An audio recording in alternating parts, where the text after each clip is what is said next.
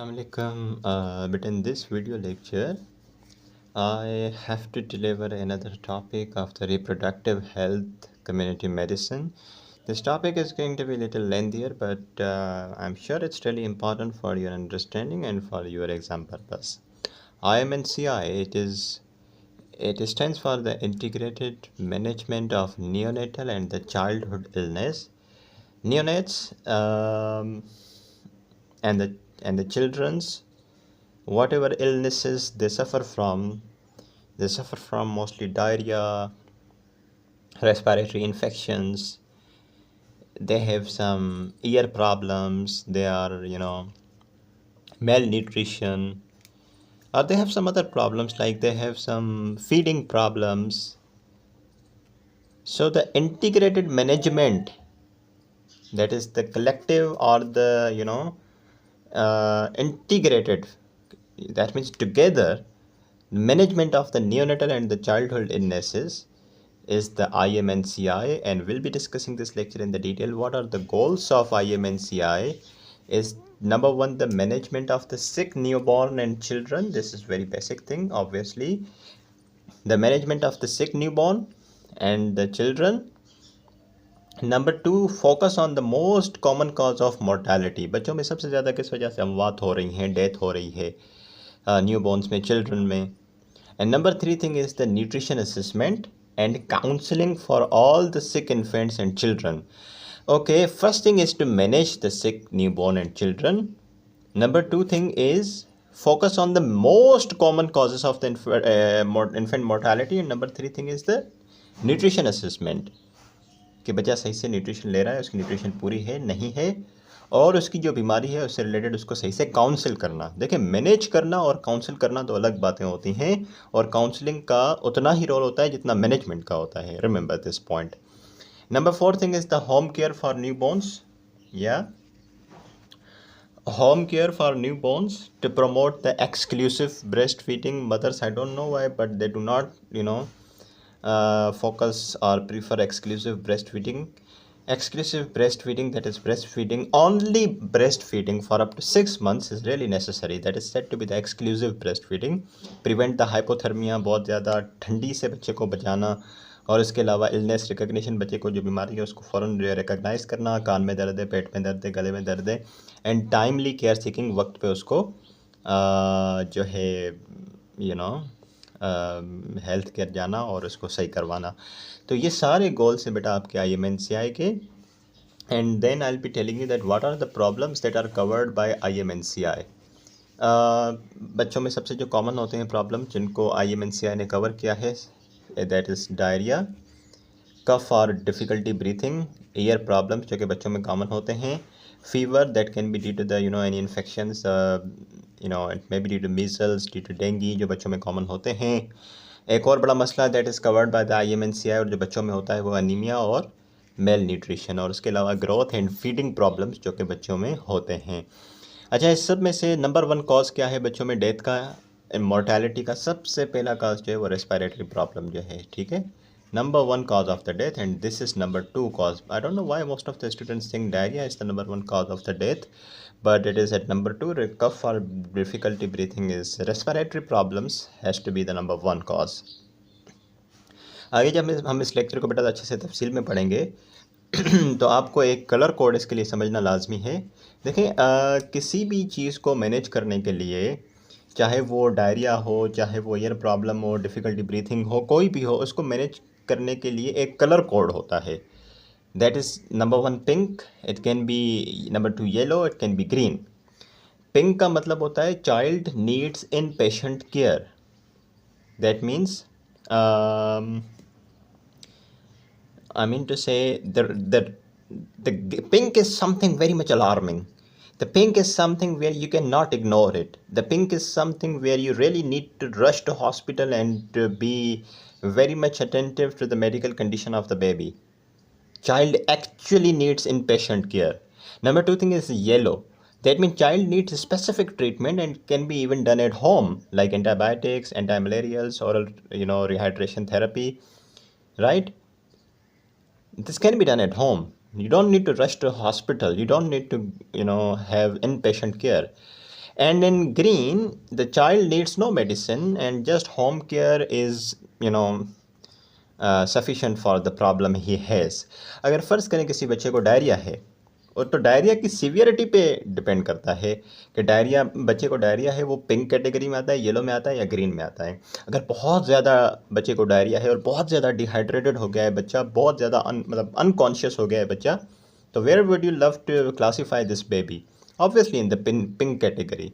और हल्के सी डायरिया है, ऑन एंड ऑफ है, और बहुत ज़्यादा कोई डिहाइड्रेशन नहीं हुई, बच्चा कॉन्शियस है, तो just home care, you can classify this baby into this green code color, right?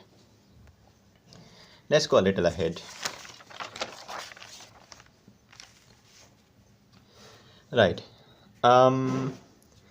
IMNCI case management steps, कि कोई भी केस हो, कोई भी प्रॉब्लम हो, diarrhoea, respiratory infection, feeding problem, fever, malnutrition, तो उसको मैनेज करने के लिए IMNCI के क्या स्टेप्स होते हैं? कोई भी बीमारी हो, सब में कॉमन स्टेप्स जो होते हैं, सबसे पहले आप असिस करते हो कि बच्चे को है क्या, उसके science of illness, general condition. अगर फ़र्ज़ करें बच्चे को डायरिया है, तो आप देखेंगे कि उसको उसकी everything related, diarrhoea, dehydration, conscious state of the baby, ठीक है.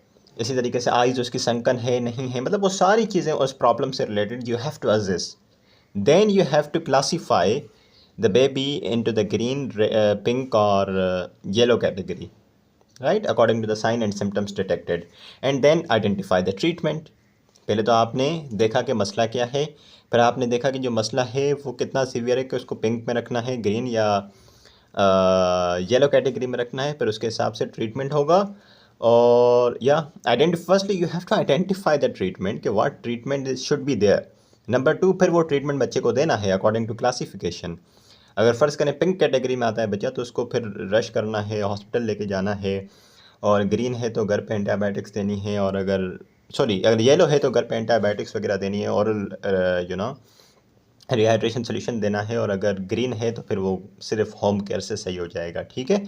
और उसके साथ लाजमी जो है मदर को काउंसिल करना है कि अपने बच्चे का ट्रीटमेंट चलाती रहे, और साथ में प्रिवेंटिव और जनरल हेल्थ प्रोमोटिव मेजर्स को फॉलो करे, ताकि बच्चे की हाइजीन मेंटेन रहे और मज़ीद मसले मसाइल से, बीमारियों से बचता रहे.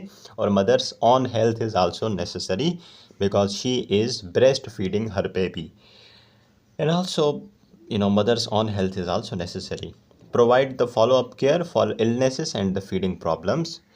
और अगर सही नहीं हो रहा बच्चा घर पे, तो उसको फॉलोअप के लिए डॉक्टर के पास हॉस्पिटल लेके आएँ, ठीक है. तो ये 5-6 स्टेप्स हैं जो कि कोई भी प्रॉब्लम हो उसमें फ़ॉलो किए जाएंगे. पहले असेस करेंगे मसले को, फिर उसके साइन और सिम्टम्स, उसकी सीवियरिटी देखते हुए उसको क्लासीफाई करेंगे.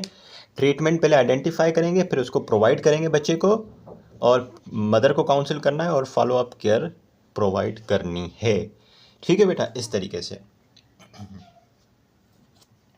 चलें जी. अब उसके बाद IMNCI की गाइडलाइंस के मुताबिक IMNCI ने 2 कैटेगरी के बच्चों को कवर किया है. एक्चुअली IMNCI ने डिवाइड किया है बच्चों को 2 कैटेगरी में. जो 5 साल से छोटे बच्चे हैं, 5 साल से छोटे बच्चे एक कैटेगरी है जो अभी 2 महीने के हैं, 0 till 59 days from birth up to 2 months. इसको यंग इन्फेंट्स की कैटेगरी में रखा है. और दूसरी कैटेगरी जो कि 2 महीने से लेके 5 साल तक जो है, तो हम दोनों को डिस्कस करेंगे. क्या कैटेगरीज बनाई है IMNCI ने? IMNCI ने बच्चों को 2 हिस्सों में डिवाइड किया है. एक वो जो कि अभी बर्थ से लेके 2 महीने के पीरियड में हैं, और वो जो कि 2 महीने से लेके 5 साल के बीच में हैं. इनके अपने मसले मसाइल होंगे. इनमें भी डायरिया होगा, इनमें भी डायरिया हो सकता है, इनमें रेस्पिरेटरी प्रॉब्लम होंगे, इनमें भी रेस्पिरेटरी प्रॉब्लम हो सकते हैं. तो इनको मैनेज करने का अपना तरीका है, इनको मैनेज करने का अपना तरीका है, ठीक है. तो अब इनको ज़रा डिस्कस करते हैं. ओके, सबसे पहले हम स्टार्ट करेंगे बेटा किस कैटेगरी से? सबसे पहले हम स्टार्ट करेंगे इससे. 2 माह से लेके 5 साल के जो बच्चे हैं, इनमें क्या प्रॉब्लम्स होते हैं और उनको IMNCI कैसे डील करती है और उनको कैसे मैनेज किया जाता है. आई will be starting from this. बेटा स्टार्टिंग फ्रॉम दिस कैटेगरी, 2 महीने से लेके 5 साल के बच्चे, सबसे बड़ा प्रॉब्लम इनके अंदर diarrhoea. What is diarrhea? You should know the definition. I know it's something Very much easy, but I don't know people, most of the students don't really, have this in their mind. Diarrhea is the passing of watery stools. Remember the watery stools 3 or more times per day. ठीक है, देखें, अगर आप एक दिन के अंदर 5 से 6 दफ़ा स्टूल पास करते हैं और वो स्टूल नॉर्मल है, तो that is not said to be diarrhoea. But if the stool is very much watery and you pass it 3 times or more in a day, it is said to be diarrhea. Remember, passing of normal stools 3 times, 4 times, 5 times a day, it is not diarrhea. But if you pass watery stool 3 times or more in a day, it's said to be diarrhea. And if the condition is for less than 14 days, अगर 5-6 दिन से ये हो रहा है, तो it is said to be acute diarrhea. And if it has been more than 14 days and you are passing watery stools 3 times or more in a day, it is said to be persistent diarrhea. And as I told you that frequent passing of normal stools is not a diarrhea. जैसे जो बच्चे exclusive breast feed पे होते हैं वो soft stool pass करते हैं, that is not diarrhoea, right, that is normal stool. But if you pass complete watery stool 3 times or a day, 3 times or more in a day, it's said to be the diarrhea. ठीक है बेटा, अब diarrhoea की assessment बच्चा आपके पास आता है, वो क्या कैटेगरी हम पढ़ रहे हैं, 2 महीने से लेकर 5 साल के बच्चे. तो उसमें असेसमेंट हम कैसे करेंगे? 3 चीज़ें होती हैं असेसमेंट में. सबसे पहले ask, then look the condition, then feel whatever. Yeah just a second, I'll be telling you. There we go. You have to do 3 things: ask, look and feel. Number 1, what you can ask is, you are passing watery stool 3 times or more in a day. Is there any blood in the stool? If yes, by the way, blood in the stool is said to be bloody diarrhea. Bloody diarrhea are called dysentery.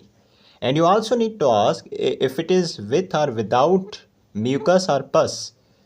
तो सबसे पहले assessment में 3 चीज़ें आ जाती हैं: ask, look and feel. और ask में आप क्या पूछेंगे बच्चा? यूल बी आस्किंग कि जो आप वाटर स्टूल पास कर रहे हो उसमें ब्लड है नहीं है. अगर ब्लड है तो उसको आप डायसेंट्री कहोगे. जो आप वाटर स्टूल पास कर रहे हो उसके अंदर म्यूकस है नहीं है, उसके अंदर पस है नहीं है. Then you will be coming to this point number 2, that is look. What can you look? You can look, number 1, the child's general condition. You can look child's general condition. What in general condition? If the child is restless or irritable when touched or handled. If an infant or child is calm when breastfeeding but again restless and irritable when stops breastfeeding. तो ये बिल्कुल general condition है कि आपने बच्चे को हाथ लगाया या उठाया तो बहुत ज़्यादा बच्चा रेस्टलेस था, हाथ में नहीं आ रहा था, खुद को उठाने नहीं दे रहा था, बहुत चिड़चिड़ा था, इरिटेबल था. और जब सिर्फ मदर जो है इसको फीड करती है तो उसी वक्त बच्चा काम रहता है, उसके बाद फिर रोने लग जाता है, चिड़चिड़ा हो जाता है. सो इफ़ एन इन्फेंट और चाइल्ड इज़ काम when only breast feeding but again restless and irritable when stops breast feeding, तो ये जनरल कंडीशन देखनी है, ये डायरिया की निशानी है. Number 2 thing to look for is for sunken eyes. अगर आप देखते हो बच्चे को और आप देखते हो बच्चे की आइज़ संकन है, और अगर आप फिर भी उसको सही से डिटेक्ट नहीं कर पाते कि if the eyes are really sunken or not, you can ask the mother. क्योंकि उसकी जो मदर है उसने तो हर वक्त उसकी आंखें देखी हुई हैं और वो बता देगी कि इसकी आंखें नॉर्मल हैं या पहले के मुकाबले में संकन हैं. ठीक है. At number 3, offer the child some fluid to look if he or she is not able to drink. ठीक है. और if he or she is drinking poorly. ठीक है. और to see if the child is drinking eagerly or he is very much thirsty. पहली चीज़ आपने क्या की लुक के अंदर? पहले तो हमने you asked few questions, then you came to point number 2 of the assessment, that is to look. और लुक में आपने क्या किया? बच्चे की जनरल कंडीशन देखी. ठीक है. जनरल कंडीशन में क्या देखा? बच्चा रेस्टलेस तो नहीं, हाथ लगाने में चिड़चिड़ा, रो तो नहीं रहा, सिर्फ जब फीड करती है मदर तब खामोश रहता है, फिर रोने लग जाता है. फिर आपने संकन आइज़ का देखा. फिर तीसरी चीज़ आपने बच्चे को वाटर ऑफ़र किया. अब पानी ऑफ़र करने पे वो 3 चीज़ें कर सकता है. या तो वो पानी वो पी नहीं पा रहा, या पी रहा है तो बहुत पुअरली, बहुत स्लोली, बहुत थोड़ा पी पा रहा है, या ये हो सकता है कि बहुत थर्स्टली, बहुत ईगरली पानी पी रहा हो, अगर वो बच्चा is not able to drink, that means there may be two problems, या तो वो सक नहीं कर पा रहा या तो सॉलो नहीं कर पा रहा। देखिए, तो दो चीज़ें हो सकती हैं ना। प्लस द चाइल्ड में भी लिथार्जिक और अनकॉन्शियस, तो ये भी वजह हो सकती है जिसकी वजह से बच्चा जो है वो ड्रिंक नहीं कर पा रहा। सो या if the baby is not able to drink, that means 2 to 3 things can be there. या तो वो सक ही नहीं कर पा रहा, या तो सक कर रहा है और फिर वो सॉलो नहीं कर पा रहा, या ये हो सकता है कि बच्चा अनकॉन्शियस है तो उस स्टेट में भी वो ड्रिंक नहीं कर पाएगा। दूसरी चीज़ है कि बच्चा वो पानी को बहुत पुअरली ड्रिंक करता है, so that is child is weak and can not drink without help, and he may be able to swallow only if the fluid is put in his mouth. बच्चा ड्रिंक करता है लेकिन बहुत poorly, बगैर support के नहीं करता। जब तक उसके मुंह में अंदर रखो नहीं, वो खुद से सक नहीं कर पाता। जब उसके अंदर मुंह में पानी डालो उसके बाद वो swallow कर लेता है, अदरवाइज नहीं। तो this is very poor behaviour. And to see if the child is drinking very much eagerly or thirstily, that means child wants to drink. ठीक है, so you have to look these 3 things at least when you are doing assessment of the diarrhea. So the assessment of the diarrhea includes: number 1, ask few questions, that if there is blood in the diarrhea or not, if there is mucus in the diarrhea or not, if there is pus in the diarrhea or not. Number 2 thing is to look for a few things. Number 1, to look for the child's general condition, to look for the sunken eyes of the baby, and to see, and to firstly you have to offer some water to the baby, and to see 3 things: if he is drinking eagerly, if he is drinking poorly, or if he is not drinking at all, right? So these 3 things you have to look for. And right after this beta, let me take you a little ahead. Number 3 thing is feel. Number 3 thing is feel. Firstly, what you do is ask, then look, and then feel. What you have to feel is, let me tell you, number 1 thing is the skin pinch. आप skin pinch करेंगे, ठीक है, और फिर feel करेंगे कि सबसे पहले स्किन पिंच करने से पहले आप क्या करते हैं कि कहाँ पे पिंच करना है। Locate the area on the child abdomen half way between the umbilicus and the side of the abdomen. यानी कि अगर ये बच्चे का पूरा एब्डोमेन है, this is the umbilicus, this is the side of the abdomen, so the half way between the umbilicus and the side of the abdomen, यहाँ पे आप स्किन पिंच करते हैं, ठीक है। Place the thumb and the index finger on the abdomen like this, thumb and index finger on the abdomen, and firmly pick up a longitudinal fold of all layers of the skin and tissue under them, and then release the fold after the 1 second. Do not use your fingertip. Do not use your fingertip because this will cause pain. Use this, pulp of the finger. You use this index finger and the thumb, and using the pulp part of this finger and the thumb, and you just pinch the entire thickness of the skin and the underlying tissue up for a second, and then release it, and just watch what is going to happen then interpret the skin pinch for assessment of the dehydration and release the fold after 1 second. अब फिर 3 चीज़ें हो सकती हैं। हम skin pinch क्यों करते हैं? ताकि डिहाइड्रेशन, डायरिया की वजह से होने वाली डिहाइड्रेशन का अंदाज़ा लगा सकें, उसको फील कर सकें कि कितनी डिहाइड्रेशन है। तो क्या किया आपने, स्किन पिंच करके डिहाइड्रेशन का अंदाज़ा लगाते हैं। कैसे वो मैं बताता हूँ, लेकिन स्किन पिंच का तरीका क्या है? Locate midway between the umbilicus and the side of the abdomen, use your pulp of the index finger, the pulp of the thumb, pinch the entire thickness of the skin up for a second and then leave it. और ये जो आपने pinch ऊपर fold of skin ऊपर उठाया था, जो fold of skin आपने ऊपर उठाया था, अगर वो 3 चीज़ें हो सकती हैं बेटा, या तो वो वापस बहुत स्लोली जाए, या तो इमीडिएटली जाए, वेरी स्लोली और immediately. So even I can do it like this. If this is the okay, I can do it like this. This is the skin pinch I did, और इसको 1 second के लिए पकड़ने के बाद मैं छोड़ दूंगा। तो फिर 3 चीज़ें हो सकती हैं, ये जो लॉन्गिट्यूडिनल फोल्ड है स्किन का, ये जो फोल्ड है स्किन का, या तो वेरी स्लोली वापस जाएगा, या स्लोली, या फिर इमीडिएटली। तो very slowly, that means it is taking longer than 2 seconds, slowly it means taking less than 2 seconds, and immediately like this, immediate return. मैं पिंच किया, मैंने स्किन फोल्ड को पूरा नीचे से टिश्यू उठाया है और छोड़ूंगा तो इमीडिएट रिटर्न होगा, ठीक है। अगर 2 सेकंड से ज़्यादा लगे तो इट इज़ वेरी स्लो, और अगर 2 सेकंड से कम 1 सेकंड लगे तो इट इज़ स्लो। ठीक है, इस तरीके से हम डिहाइड्रेशन का अंदाज़ा लगा दें। तो अब आपने असेसमेंट में तीनों चीज़ें कर ली। क्या क्या चीज़ें कर ली? सबसे पहले आपने आस्क, फिर look and then feel for this dehydration, and now comes the management of the diarrhoea. Let me tell you.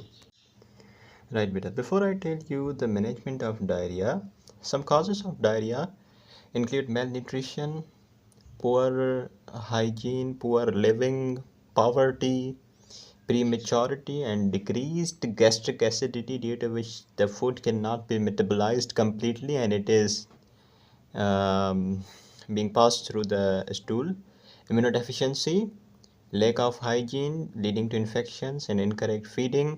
And diarrhea is more common, especially in the age between the 6 to 11 months, right?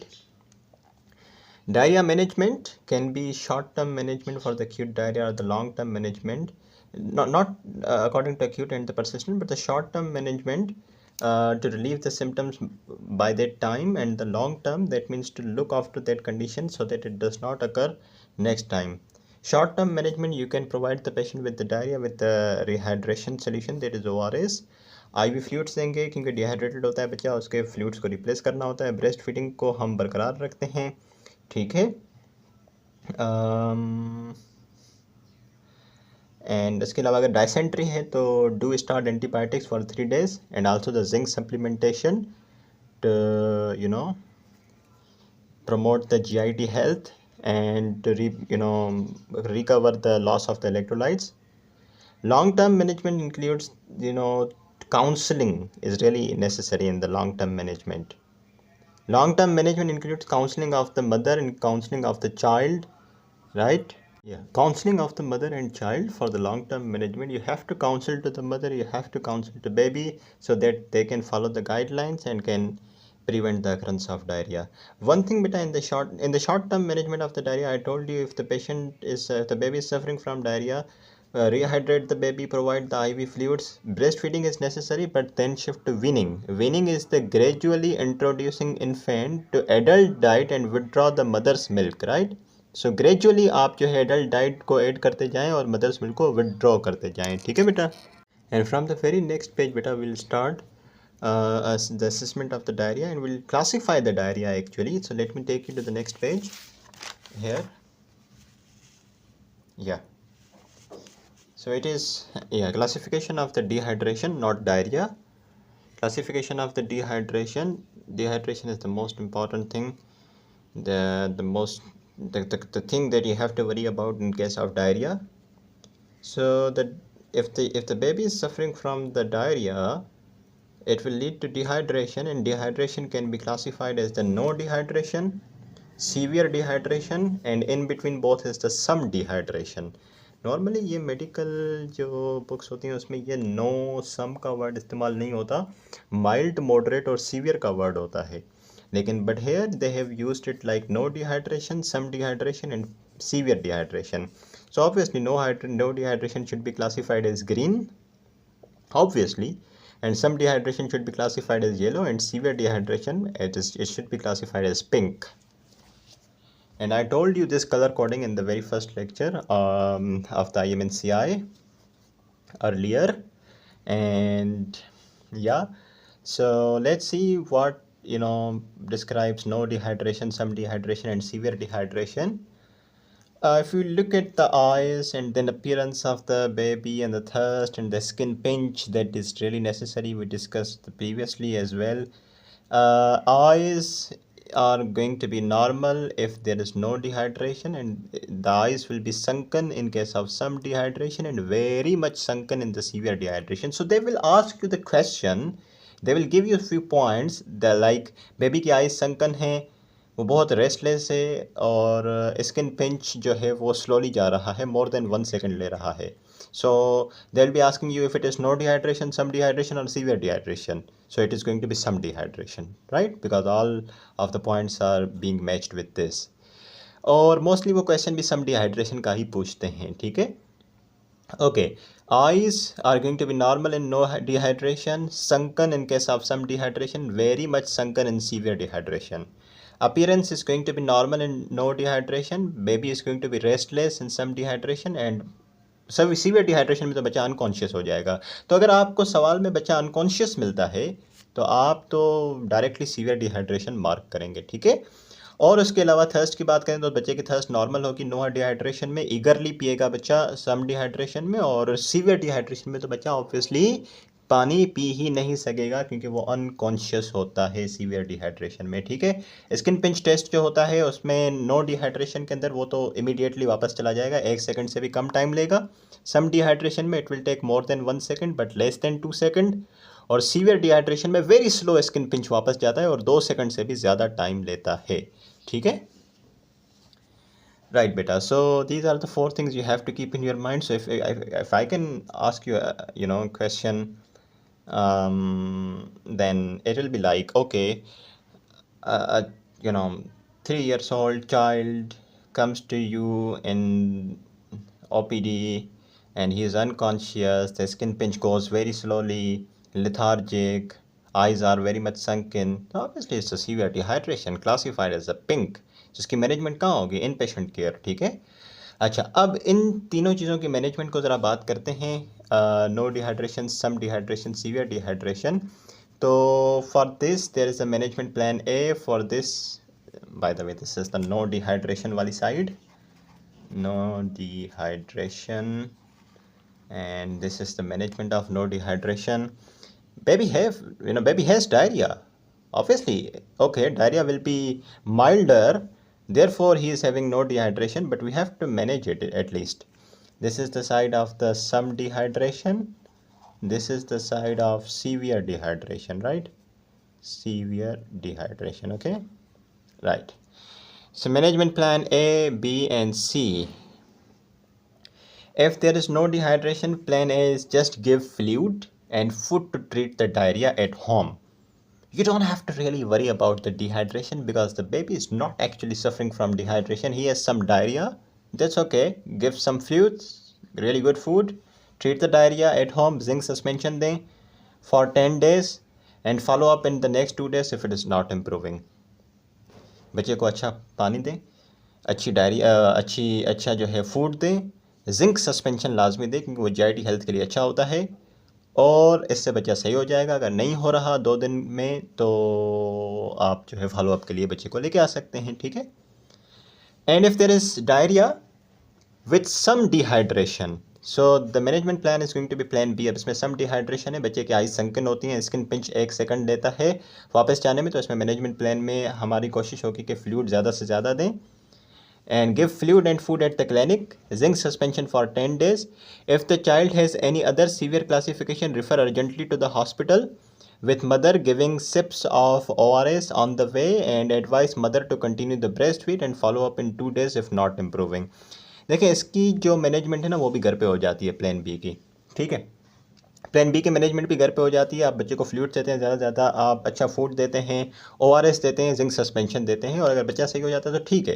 लेकिन बच्चे को अगर dehydration के अलावा और कोई भी severe classification है तो फिर उसको हम हॉस्पिटल अर्जेंटली रेफ़र करते हैं। मदर को गाइड करते हैं कि रास्ते में बच्चे को ओआरएस पिलाते रहना, ब्रेस्ट फीड कराते रहना, और then you go to the hospital, ठीक है।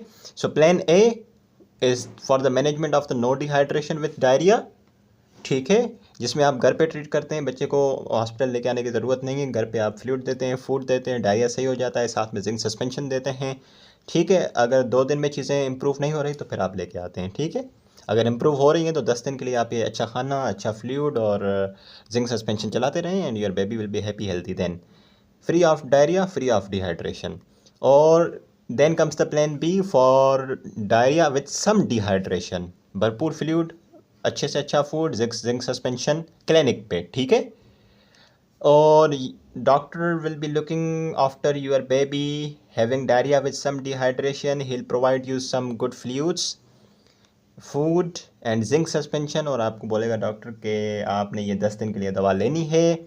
अगर 2 दिन में चीज़ें इंप्रूव होने ना लगें तो वापस आपने लेके आना है, अगर सही होने लगे तो आपने 10 दिन तक ये दवा चलानी है।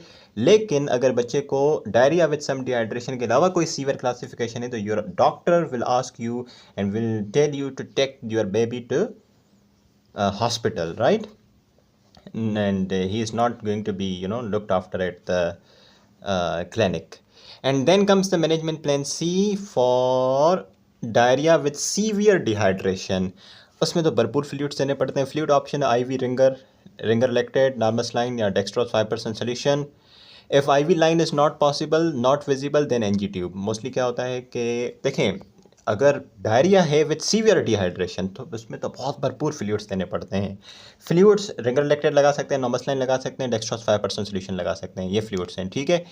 और क्योंकि बच्चा डिहाइड्रेटेड है तो उसकी वेन मिलना बड़ा मुश्किल होता है, तो IV तो कर नहीं सकते. अगर वेन नहीं मिल रही तो फिर हम क्या करेंगे, NG ट्यूब पास करते हैं. और ये बड़ा अच्छा सवाल होता है. NG ट्यूब पास करते हैं, उसके थ्रू फ्लूइड्स देते हैं, ठीक है. अच्छा, और इसी तरीके से यहाँ पे भी लिखा हुआ है कि बच्चे को अगर डायरिया सीवियर डिहाइड्रेशन के अलावा और कोई कॉम्प्लिकेशन है, कोई क्लासिफिकेशन है, तो फिर बच्चे को आप हॉस्पिटल भेजेंगे, ठीक है. Refer urgently to the hospital. और रास्ते के दौरान आपने मदर को काउंसिल करना है कि बच्चे को RS के सिप्स देते रहना है और ब्रेस्ट फीड भी कंटिन्यू रखनी है. और फिर इसकी मज़ीद मैनेजमेंट हॉस्पिटल में होगी. So I hope I could perfectly deliver this part, right. So there we go again. बच्चे को डायरिया था. डायरिया में 3 चीज़ें हो सकती हैं, या तो no dehydration, some dehydration, severe dehydration. आपने नो डिहाइड्रेशन के जो क्लिक्स हैं वो याद रखने हैं, सम डिहाइड्रेशन के और सीवियर डिहाइड्रेशन के, ठीक है. और मैनेजमेंट प्लान भी साथ में डिहाइड्रेशन का याद रखना है. अगर नो डिहाइड्रेशन है तो बच्चा घर पे ही मैनेज हो जाएगा. Give fluid, give food, zinc suspension, that's okay. Some dehydration है तो बच्चे को क्लिनिक पे लेके आए. क्लिनिक पे लेके आएंगे, डॉक्टर आपको जिंक सप्लीमेंटेशन देगा, फ्लूइड देगा, फूड देगा, ठीक है. इसी तरीके से. और अगर जो है वो सीवियर डिहाइड्रेशन है, इसमें तो आपको भरपूर फ्लूइड का रश करना पड़ता है, जिसमें Ringer lactate, normal line, dextrose 5% solution आप यूज़ कर सकते हैं. ये तो बेटा फ्लूइड्स आप ओरली देते हो ना. यहाँ पे आपको फ्लूइड डायरेक्टली आपको सिस्टम में भेजने पड़ते हैं, या तो IV करके या तो फिर NG ट्यूब पास करके, ठीक है. So I hope you are clear with this part of dehydration. And yeah, we are beta actually done with the very first problem, that is diarrhea under the guidelines of IMNCI. And number 2 problem we'll be dealing is the ear problem, right?